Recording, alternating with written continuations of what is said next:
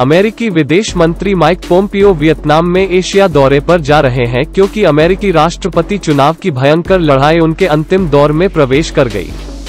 अभियान के मात्र 4 दिन शेष हैं, जिसमें चीन एक केंद्रीय विषय रहा है। पोम्पेओ शुक्रवार 30 अक्टूबर को अमेरिका वियतनाम संबंधों के 25 साल पूरे होने के अवसर पर हनोई का दौरा कर रहे थे, लेकिन जैसा कि उसने भारत, श्रीलंका, मालदीव और इंडोनेशिया में अपने पिछले पड़ावों में बताया है, पोम्पेओ से चीन के प्रति ट्रंप प्रशासन की चिंता को उजागर करने की उम्मीद है। इसके कोरोना वायरस महामारी से निपटने, इसके मानव अधिकारों के रिकॉर्ड और इसके छोटे पड़ोसियों के प्रति आक्रामकता।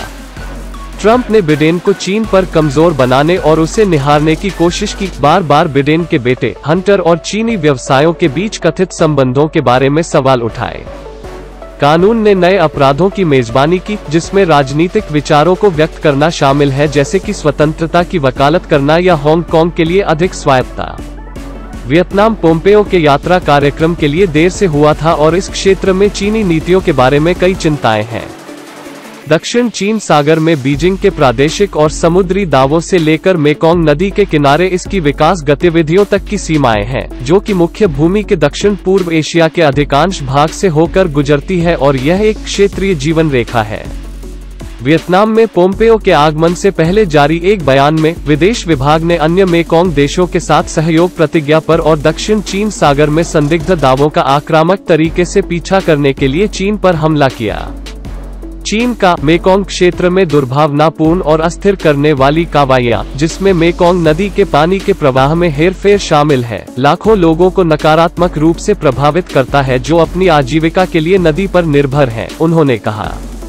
पोम्पेओ ने दक्षिण चीन सागर में बीजिंग के सभी समुद्री दावों को बिल्कुल खारिज कर दिया था।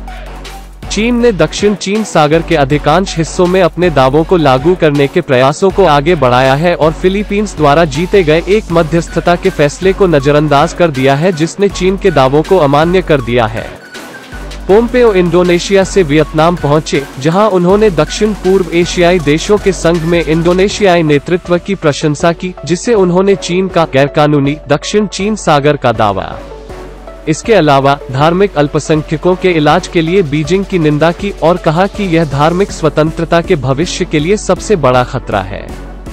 पोम्पेओ ने मालदीव, श्रीलंका और भारत से इंडोनेशिया की यात्रा की थी, जहां उन्होंने चीन पर दबाव को लगातार कम किया था, जिसने अमेरिका की चिंताओं को खारिज कर दिया था और ट्रंप प्रशासन में एक नए शीत युद्ध की लपटों को भड़काने का आरोप लगाया था।